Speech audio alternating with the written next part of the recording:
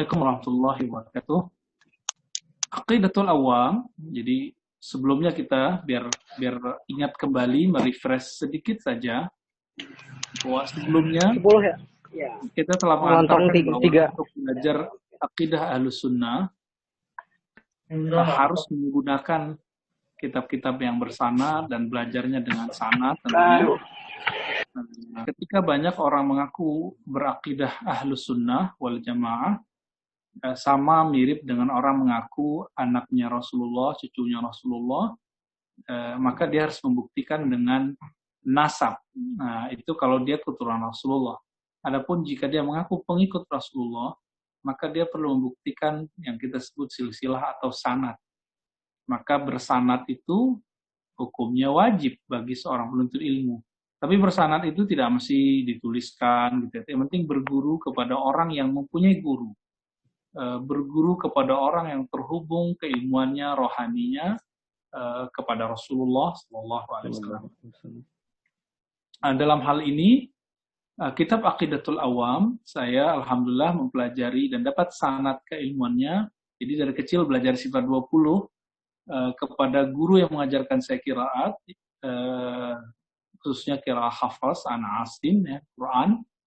Abuya Dahnar, beliau mendapatkan dari gurunya Syekh Abdul Malik. Jadi yang pertama yang harus kita ketahui adalah sanadnya dari Abuya Dahnar, dari Syekh Abdul Malik, kemudian Syekh Abdul Malik dari Syekh Muhammad Arsyad. Syekh Muhammad Arsyad mengambil dari ayahandanya namanya Abdurrahman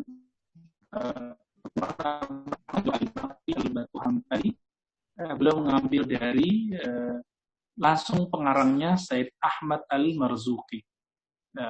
Beliau Syekh Abdurrahman ini berumur 150 tahun ketika wafat. Ajib sekali, umurnya panjang. Dan semasa dengan Said Ahmad Zaini Dahlan. Itu generasi sebelum ada Syekh Hasyim Asy'ari, sebelum ada Ahmad Dahlan, sebelum ada Sulaiman Rasuli dan lain-lain ulama-ulama besar kita. Ya. Tinggal di mana? Tinggal di Maliki. Saudara Sayyid Ahmad Al-Marzuki, ada Sayyid Ahmad Al-Marzuki. Beberapa sanad itu saudaranya yang benar Sayyid Ahmad Al-Marzuki.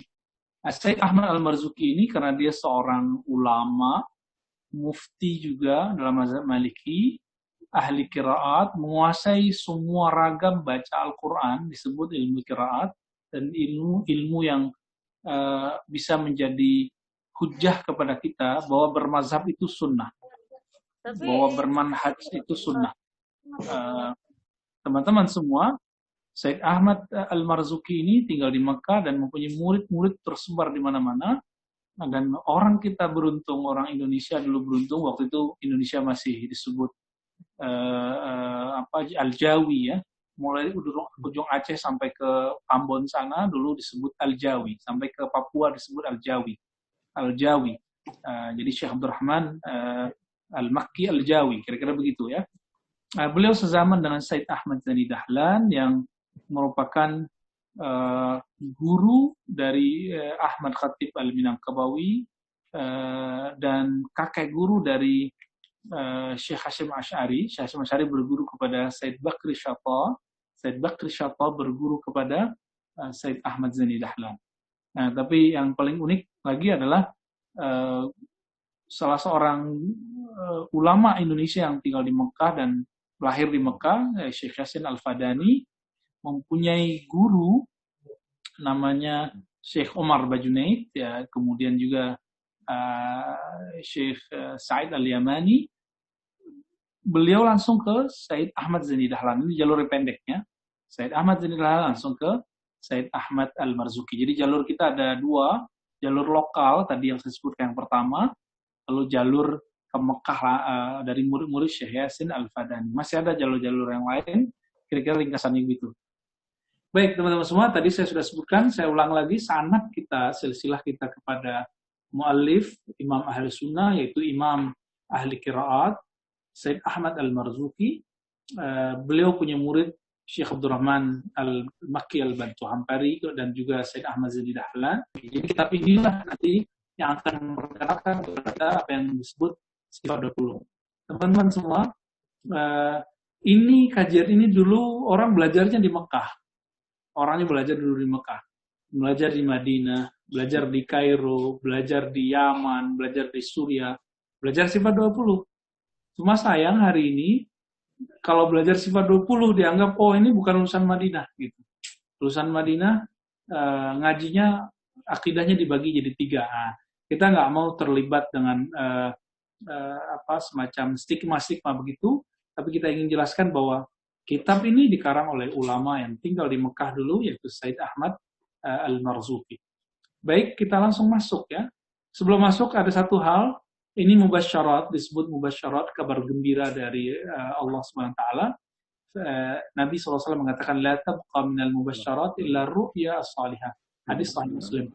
Tidaklah tersisa di akhir zaman kabar gembira yang sifatnya gaib dari Allah SWT, kecuali ru'ya salih, mimpi yang baik.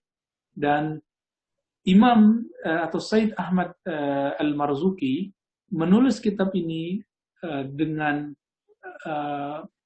rahasia-rahasia mubasyarat itu. Jadi beliau dapat izin bermimpi bertemu Rasulullah dan merestui tulisan ini. Jadi beliau bermimpi 2 kali.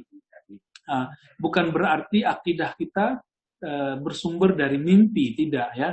Tidak ada satupun rumusan dalam akidah Ahlussunnah bahwa akidah kita dibangun dalam berdasarkan mimpi, itu tidak ada. Mimpi hanya mubasyarat. Adapun mimpi Rasul baru boleh menjadi sumber dari akidah. Baik teman-teman semua, kita masuk wa bisanadina ya ila Sayyid Ahmad Al-Marzuki Al-Makki qala abda'u bismillahi warrahmani. Mungkin bisa ditampilkan ya Buya Kopri. Abda'u berarti ana abda. Saya memulai. Bismillahi warrahmani, karena ini bait, jadi teman-teman semua ini nazom atau disebut juga bait ya, semacam bersajak-sajak, karena orang Arab itu paling gampang menghafal dengan nazom, karena mereka menghafal tanpa perlu menghafal, cukup dengan bernyanyi mereka hafal. Nah, abda'u bismillahi warrahmani, aku memulai memohon izin kepada Allah bismillahi, dengan menyebut namanya warrahmani. Dialah Allah yang Rahman. Ya, teman-teman semua, kenapa setiap pengarang kitab selalu memulai Bismillah? Karena mereka membaca sebuah hadis. Nah, ini ada fakta menarik dari hadis ini. Kullu amrin li balin la tubda Bismillah fahuwa aqta. Setiap perkara yang penting tidak dimulai dengan basmalah, maka terputus keberkahannya. Hadis ini ittifaq, semua sepakat bahwa hadis ini dhaif, hadis ini lemah. Tapi kenapa semua mereka sepakat untuk mengamalkannya? Nah, ini fakta menarik dari hadis dhaif ini. Dan ini hujah yang sangat kuat. Apa yang dikatakan oleh Imam Nawawi dalam Muqaddimah Arba'in, bahwa ittifaq ulama, tidak ada khilaf di situ, boleh mengamalkan atau menggunakan hadis dhaif untuk motivasi, untuk hal-hal fadilah amal. Ini salah satu bagian dari fadilah amal. Namun bagi saya, Bismillahirrahmanirrahim lebih dari sekedar fadilah amal. Bismillahirrahmanirrahim adalah wajib. Jadi bagi kami, memulai sesuatu dengan basmalah adalah wajib. Itu sebabnya, inilah kelebihan dari Imamuna Muhammad bin Idris Syafi'i, Imam Syafi'i. Kenapa beliau mewajibkan jahar basmalah? Supaya orang-orang yang lupa dengan basmalah pun kemudian tersadarkan kembali ketika sholat bahwa dia sedang bersama dengan nama Allah Subhanahu wa taala. Nah, jadi teman-teman semua, terlepas dari perdebatan, oh riwayatnya begini, riwayatnya begitu, tapi bismillah adalah wajib bagi kami. Jadi secara adab rohani dan adab akidah seorang muslim, bismillah adalah wajib ya. Jadi terlepas dari dhaif. Jadi banyak hadis yang dhaif, tapi ternyata isinya itu dahsyat sekali. Nah, maka muncullah kaidah ad-dalil laisa bimadlul.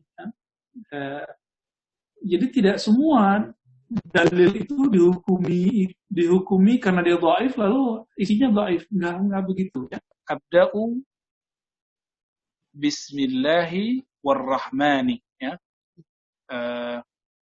Aku memulai dengan nama Allah Ar-Rahmani. Ya, dialah yang Maha Rahman. Tadi kita sudah menjelaskan apa perbedaan makna antara Rahman dan Rahim.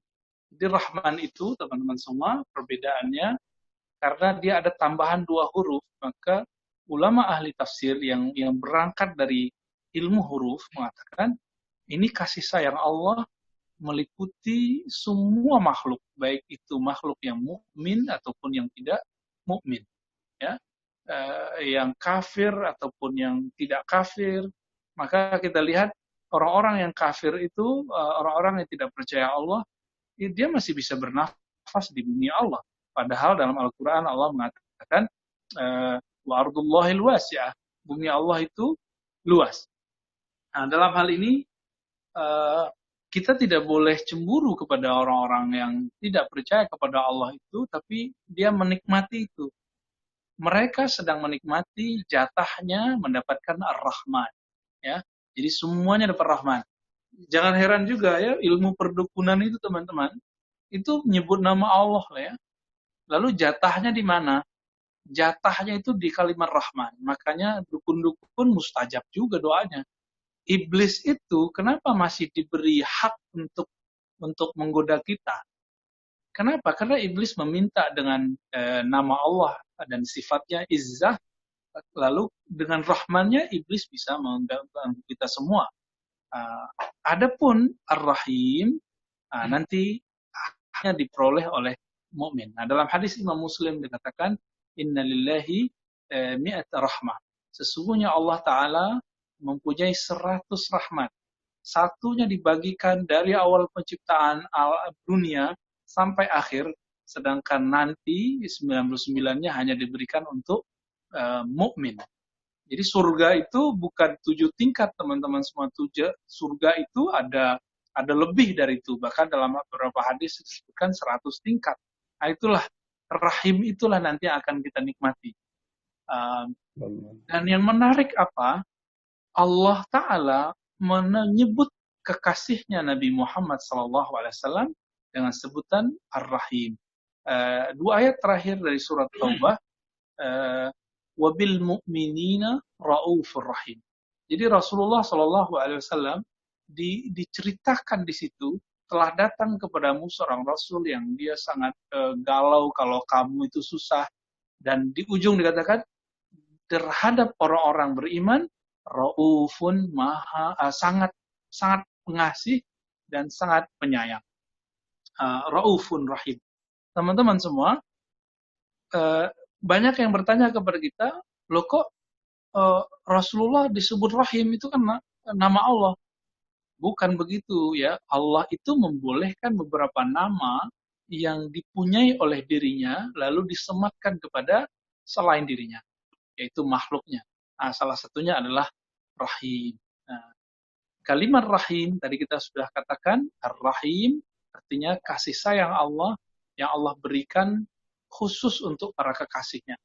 Jadi sebenarnya ketika ada terjemahan Rahman yang Maha Pengasih, Rahim yang Penyayang, itu hanya pilihan diksi kalimat yang dilakukan oleh ulama-ulama kita di negeri ini. Sebenarnya Rahman Rahim itu artinya sama, kasih sayang. Ya, tapi kasih sayang yang sifat umum. Nah, inilah yang sekarang sedang kita perebutkan dengan mencari nafkah, mencari ma'isyah, mencari pekerjaan, mencari uang, mencari kesehatan. Nah, itu di Rahman. Kita dan orang yang tidak beriman sama persis ya. Mereka kenyang, kita bisa kenyang. Mereka kaya, kita bisa kaya. Mereka miskin, kita juga bisa miskin, sama juga. Tapi nanti di akhirat itu akan berbeda semua. Dalam hal ini kalimat tadi ya, abda'u bismillahi, aku memulai dengan nama Allah Ta'ala ya, Ar-Rahman, dialah yang Rahman, dan Rahim ya, disebutkan kedua-duanya.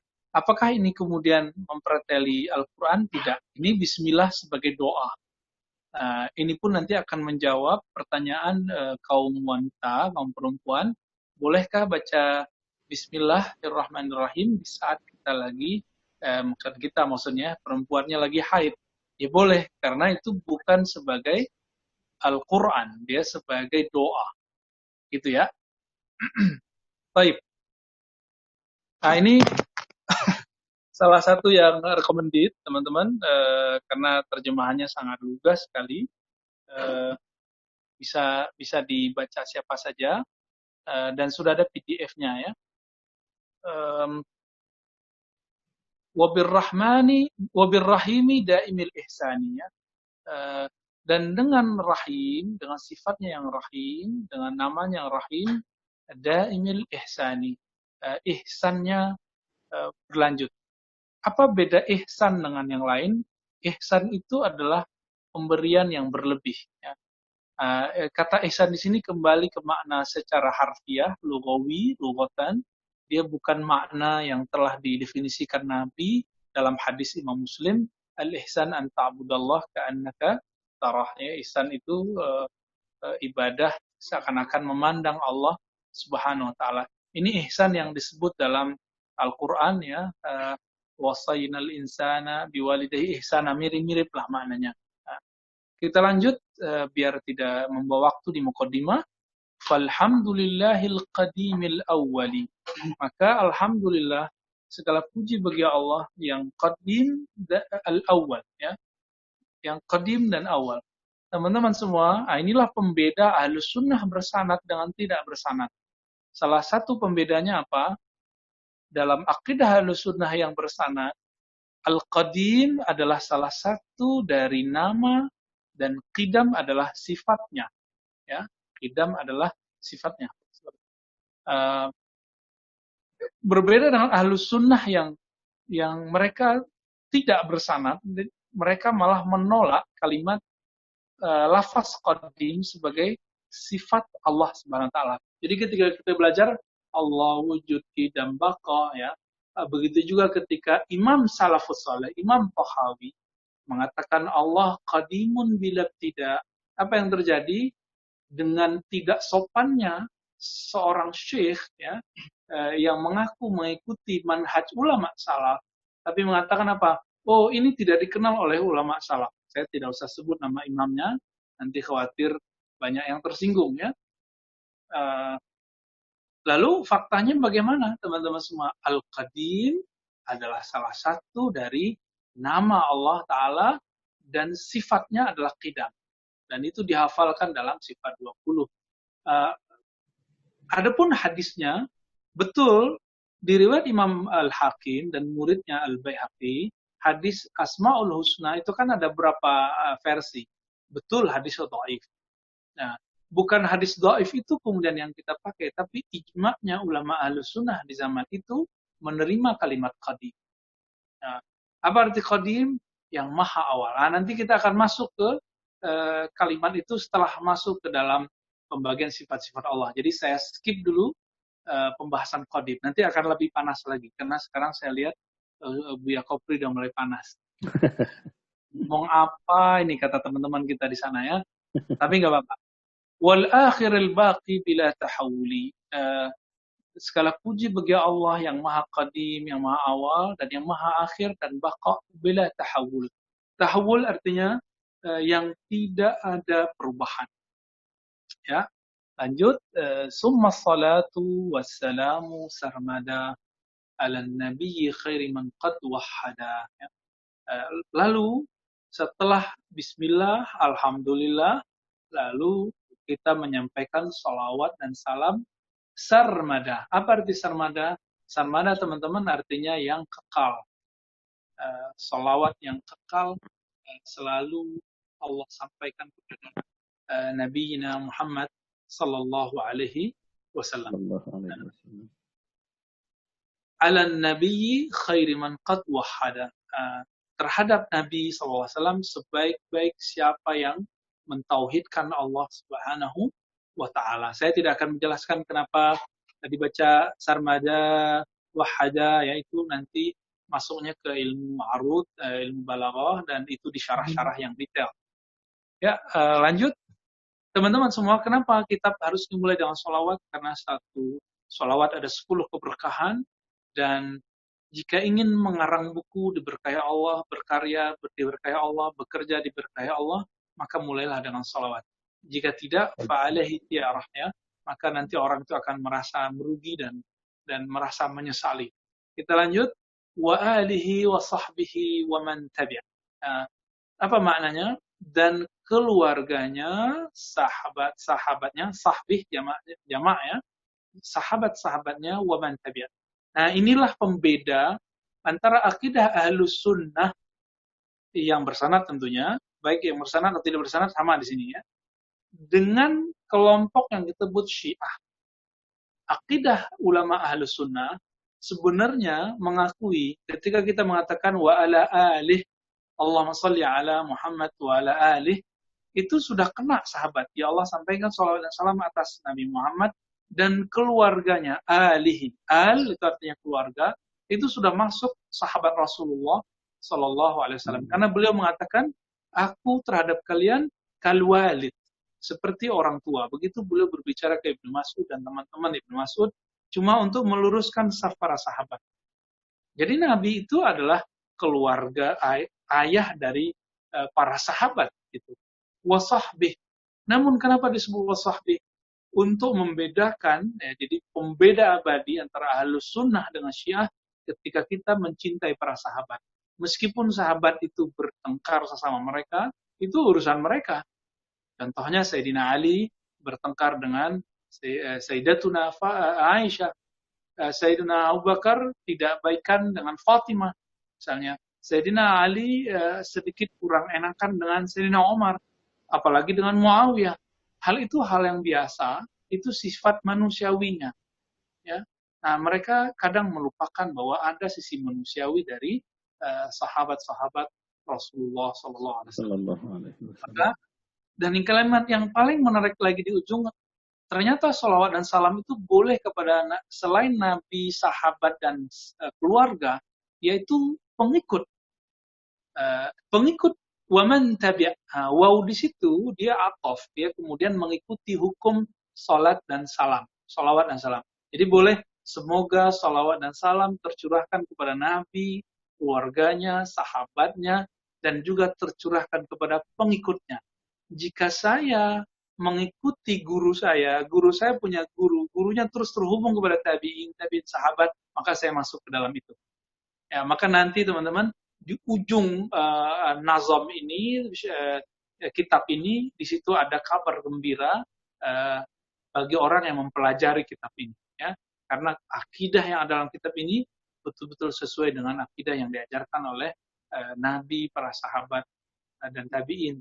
Nah, insya Allah kita tidak boleh memastikan diri kita benar. Insya Allah kita sedang berusaha untuk menjalani itu. Nah, semoga Allah meridhai, Rasulullah menerima dan merestui. Amin. Lanjut, sabila dinil haqqi ghaira mubtadi'. Jalannya dinul haqq, ya. Sabil bisa diartikan juga hukum-hukum Allah, ya. Itu ghairu mubtadi'. Jadi si mu'allif ingin mengatakan bahwa yang aku tulis ini tidaklah bid'ah. Nah, kan sekarang muncul kalimat-kalimat tidak sopan dari sahabat-sahabat kita yang tidak mengenali dengan baik, mengatakan belajar sifat 20 bid'ah gitu ya. Nah, ini tidak benar ya. Yang benar bahwa belajar sifat 20 adalah salah satu cara terhubung kepada ajaran Nabi dan sahabat-sahabat Nabi sallallahu alaihi wasallam. Boleh dilanjut, Ustaz? Oke. Setelah muqaddimah, biasanya orang Arab kalau dalam ilmu khitabah memberi pemisah antara pengantar dengan isi. Dengan apa caranya? Diberilah kalimat wa ba'du atau amma ba'du. Waw dan amma itu fungsinya sama ya. Dan ba'du. Dan setelah itu, setelah apa? Setelah mengantarkan. Seharusnya ba'du itu kita baca ba'da. Lalu kenapa dibaca u? Nah, inilah rahasia orang Arab. Orang Arab itu simpel sekali ternyata.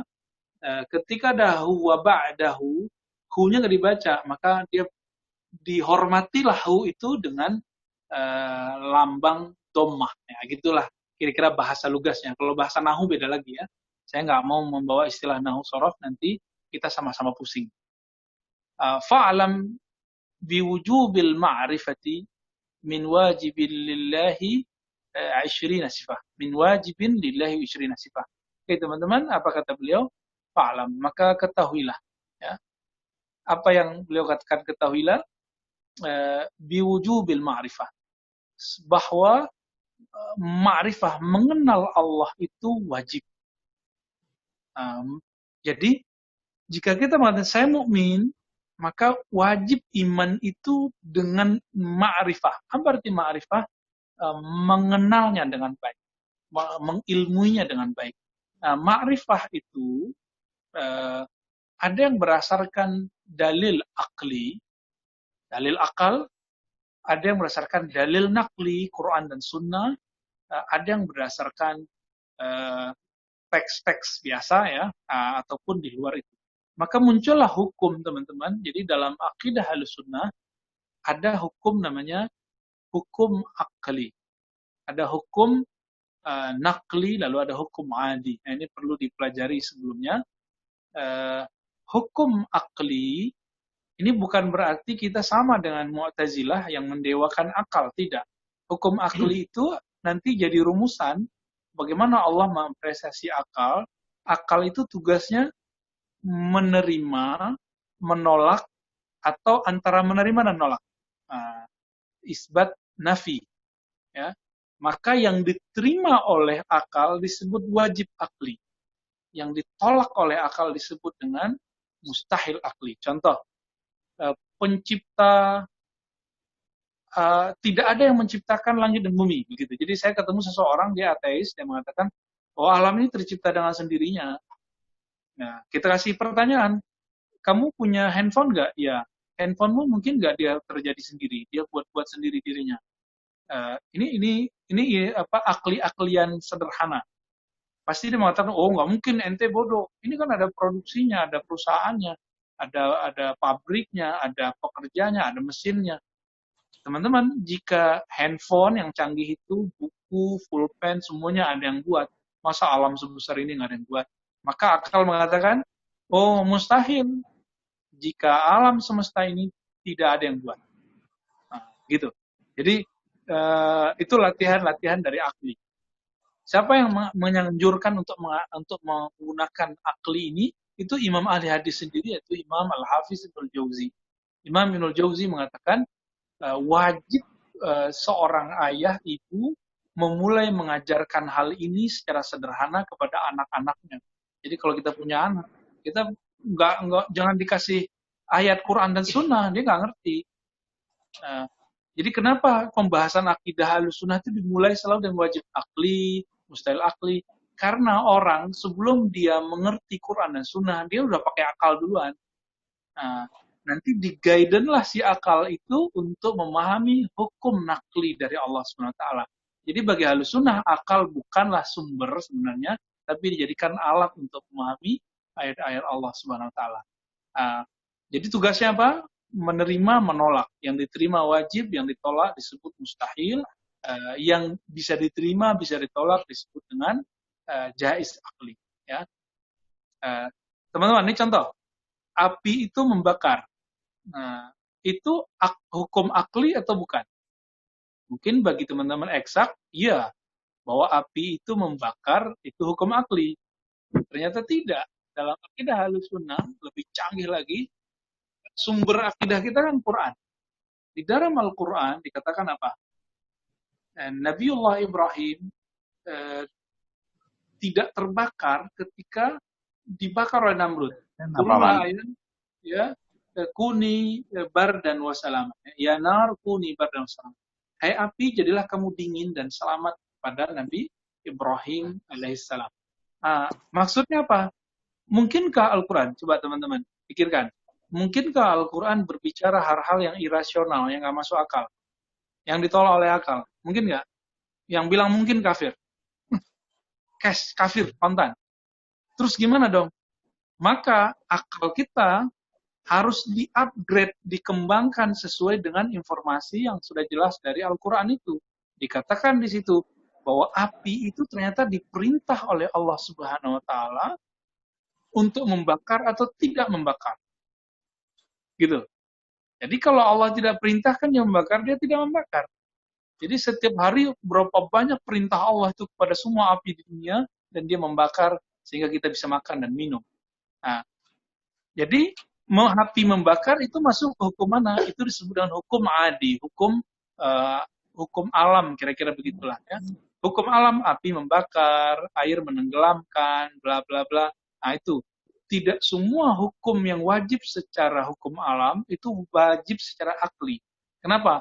Akal itu nanti standarnya adalah Al-Quran. Nah, bukan Al-Quran standarnya akal, bukan, jangan dibalik. Nah, kalau yang akal kemudian menyitir Al-Quran, ya bukan Ahlussunnah lagi. Nah, inilah kira-kira pengantar sederhana lah tentang apa itu hukum akli, apa itu hukum adi, dan adapun hukum syar'i ini dipelajari oleh materi khusus harusnya ya, mungkin Buya Kopri langsung jadi ustadznya di situ membahas tentang hukum yang 5 ya, wajib, makruh, mubah, mandub, ya, dan selanjutnya yang 5 itu ya. Baik, kita lanjut. Kalau dalam ilmu akidah, jadi yang disebut wajib di situ adalah wajib aklan, ya. Wajib secara akli. Ya. Jadi jangan salah nanti kemudian mengatakan, oh akidah Ahlussunnah yang diajarkan Ar-Razi itu bukan Ahlussunnah, itu aklaniyun, Mu'tazilah. Nah, ini nggak paham ya. Ini di luar sana banyak orang yang nggak sabar. Kita ditanya tentang ilmu apa, kita jawab apa adanya, nanti kita dituduh ikut ulama apa gitu. Ini nggak sabaran. Ya. Beberapa waktu yang lalu saya ditanya tentang ilmu huruf. Ya. Ya kita jelaskan ilmu huruf itu apa. Dikira kita kemudian jadi pengikut Al-Buni. Ya nggak sabaran. Dari dulu kita membahas Bukhari, kok nggak bilang saya pengikut Imam Bukhari. Dari dulu saya menyebut Nabi Muhammad, ya Imam Syafi'i, kenapa nggak disebut Imam Syafi'i? Ini jadi orang-orang nggak sabaran ini emang susah kita ngobrol. Ya. Lanjut. Min wajibin lillahi ta'ala, ya kalau dalam hati kita boleh, asyirina sifat. Nah, ini kata kunci. Ini jawaban teman-teman semua, dan ini mungkin juga kalau bisa dilanjut, kalau enggak sampai di situ. Ada orang bertanya, Ustadz, kok akidah Ahlussunnah Asy'ari cuma meyakini 20 sifat? Nah, 20 sifat, nanti yang ada Asmaul Husna, mirip Asmaul Husna dengan sigat fa'il itu cuma 7. Sehingga muncullah orang-orang yang mohon maaf, la ilma lahu bihadzal fan. Dia enggak mengerti sedikit pun ilmu ini, lalu menuduh Imam Asy'ari dan Asy'ariyah bahwa kita Ahlussunnah Asy'ari hanya meyakini 7 sifat, 7 asma. Ini nggak nyambung ya. Dengan PD-nya mereka mengatakan, oh Asy'ariyah itu sesat. Bukan Ahlussunnah, kenapa? Asma dan sifat yang dipercaya cuma 7. Betapa anehnya orang-orang seperti ini yang hanya mendengar seletingan lalu kemudian langsung menyimpulkan ya. Di mana semangat dia sebagai bahis, pembahas, peneliti, pengkaji ilmu ya. Nah, di sini dikatakan min. Nah, dalam bahasa Arab, teman-teman semua, min berarti di antara. Sebagian yang wajib diketahui secara akli. Jadi, coba di Quran, berapa banyak sifat Allah muncul? Coba kalau nggak usah deh pakai 20. Berapa banyak? Qul huwallahu ahad sampai lam yakun lahu kufuwan ahad, berapa banyak sifat Allah muncul? Itu aja udah pusing. Ya. Qul huwallahu ahad, Allahu samad, lam yalid, lam yulad. Berapa asma muncul? Nah. Huwa masuk nggak? Huwa masuk, ya. Huwa, Allah, ahad. Allah samad. Ya.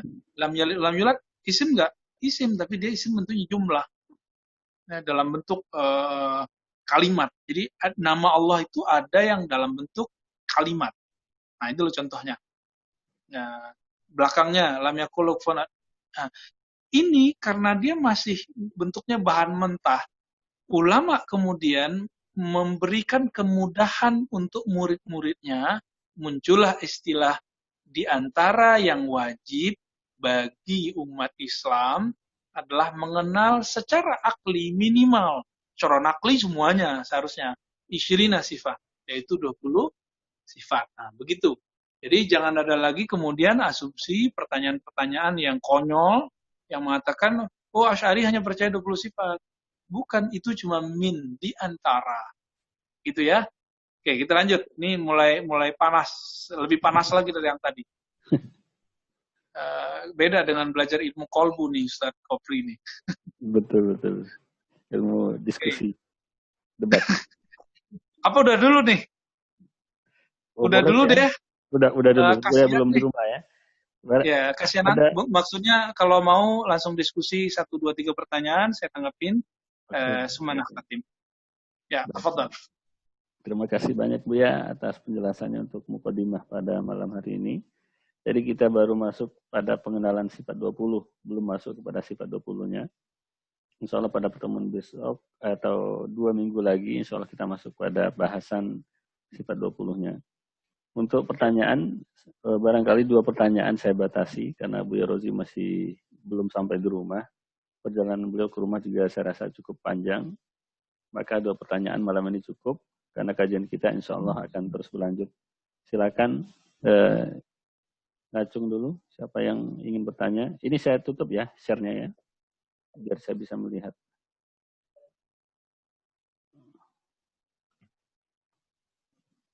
Silakan kalau ada yang ingin bertanya. Silakan dihidupkan sendiri. Assalamualaikum warahmatullahi wabarakatuh, Buya. Waalaikumsalam warahmatullahi wabarakatuh. Kedengaran Buya suaranya ya? Oke, Ustaz, lanjut Ustaz. Ya. Alhamdulillah. Buya Roji sehat Buya? Alhamdulillah sehat. Begini Buya, saya ingin sedikit bertanya mengenai soal akal tadi. Kita lihat ini lagi-lagi ngomongin soal saudara kita sebelah ini kan yang suka bikin meme-meme itu. Banyak sekali meme mereka itu yang salah satunya yang viral itu mengenai akal. Apakah akalmu akan kau sandingkan dengan perkataan Allah dan Rasulnya seperti itu? Maka letakkan akalmu jika berhadapan dengan qala Allah dan qala Rasul. Nah itu bagaimana kita menyikapi itu Bu ya? Dan bagaimana tip-tip kita dalam artian kita memberi pemahaman seperti itu kepada saudara-saudara kita lain yang terkena pemahaman mereka itu biar mereka sadar bagaimana cara meletakkan akal dalam posisi yang seharusnya. Mungkin itu aja Bu ya. Jazakallahu khairan katsiran. Baik. Akidah Ahlussunnah menempatkan akal sebagai alat untuk memahami Al-Quran dan Sunnah, bukan sebagai sumber. Nah, ini pembeda antara Ahlussunnah dan jika ada yang mengatakan bahwa kalau akalmu berhadapan dengan Al-Quran, maka nggak usah disandingkan. Bukan begitu. Ya, bukan begitu. Al-Quran itu, coba lihat di dalam Al-Quran sendiri, bahkan hanya Al-Quran yang memberi porsi itu, salah satu kitab suci, bahkan satu-satunya kitab suci di dunia, yang memberikan porsi untuk akal lebih besar. Coba dilihat kalimat kolbu, lalu yatafakkarun, lalu kemudian ulil albab, ya'qilun, afala ya'qilun, afala ta'qilun. Itu banyak sekali, sangat banyak. Artinya, Al-Quran nyuruh kita berpikir, dan berpikir itu adalah salah satu instrumen dari kolbu. Qulubun ya'qiluna biha. Kolbu yang berakal dengannya. Justru kalau nggak dipakai akal, berarti bertentangan dengan Al-Quran. Jadi kalau ada orang pakai akal, pasti dia sesuai dengan Quran dan Sunnah. Itu pasti. Jadi kalau ada orang yang mencoba membenturkan Al-Quran dengan Sunnah, berarti dia belum paham Al-Quran dan Sunnah. Jadi orang-orang yang mengatakan Al-Quran, akal tidak boleh disandingkan dengan Al-Quran. Ini kalimatnya berasal dari deskripsi yang tidak benar tentang akal. Jadi dia berpikir akal itu jahat, akal itu musuh Allah, akal itu iblis, kan gitu jadinya. Nah, tidak benar seperti itu. Yang benar adalah akal itu instrumen yang disuruh oleh Allah Ta'ala untuk digunakan. Maka ulama kita merumuskan akal yang mana, muncullah nanti hukum akli itu. Jadi ini rumusan sudah sangat panjang, dan ini diterima oleh ulama Ahlus Sunnah, Imam Baihaqi, Imam Nawawi, bahkan Imam Nawawi menyebut inilah manhaj Ahlul Hadis wa Sunnah.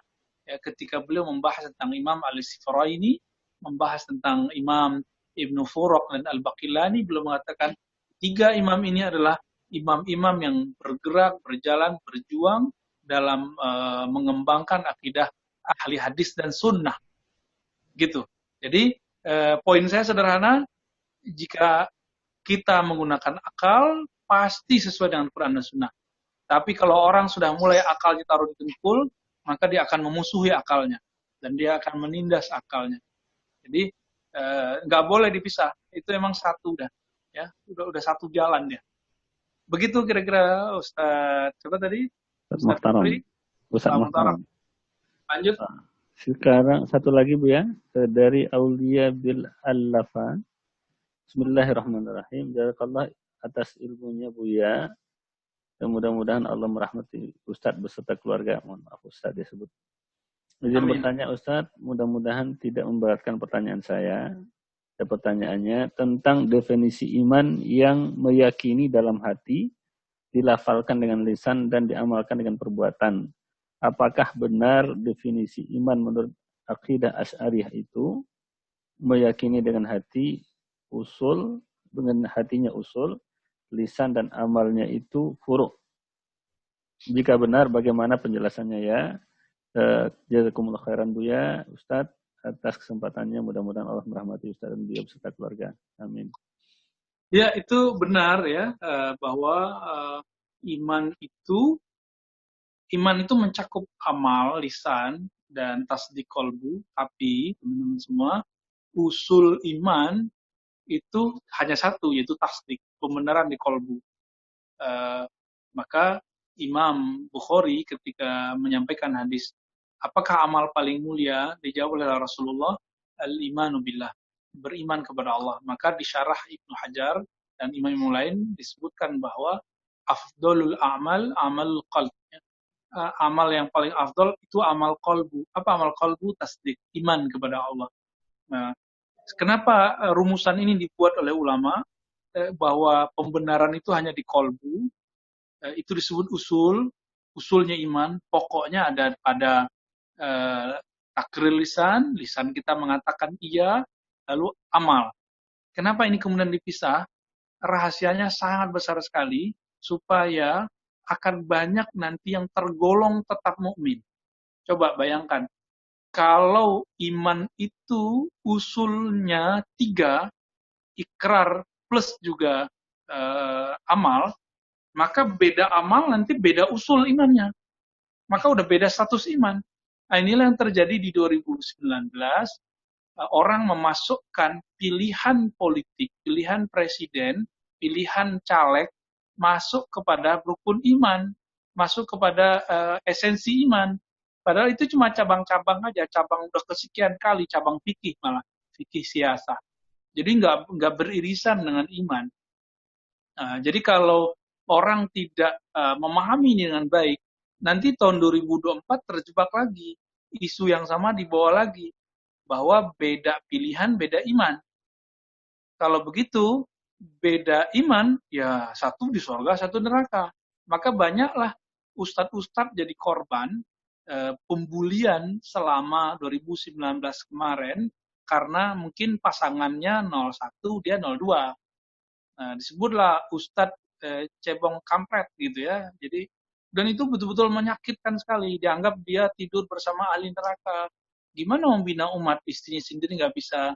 Nah, itu banyak terjadi. Apalagi kalau memang dia sendiri 01, wah repot sekali.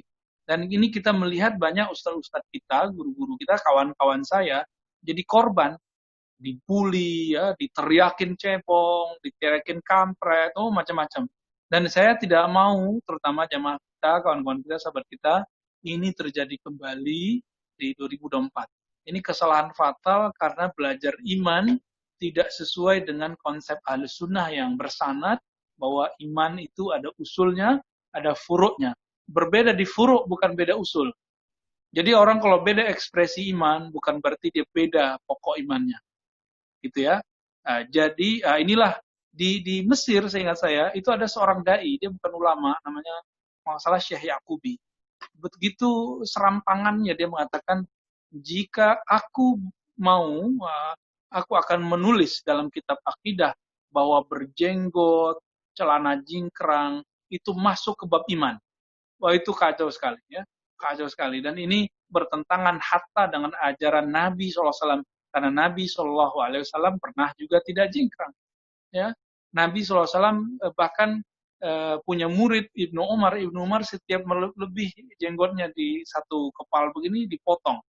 Ya, kita senang dengan teman-teman berjenggot, teman-teman yang jingkrang, tapi jangan kemudian meletakkan penampilan itu ke dalam bab pokok iman. Itu hanya cabang iman. Jadi kalau jenggotnya kurang panjang dikit bukan berarti imannya kurang dalam, bukan. Sebaliknya, antum pakai serban tebal, ya jenggot tebal, bukan berarti usulnya kuat, belum tentu, belum tentu. Nah, ini nanti akan tambah seru lagi kalau kita masuk dalam bab-bab yang tadi. Kira-kira begitu, teman-teman semua. Ya, dari saya mohon maaf ya, teman-teman semua. Betul baterainya juga mau habis. Ya, silakan Bu ya. Masih jauh.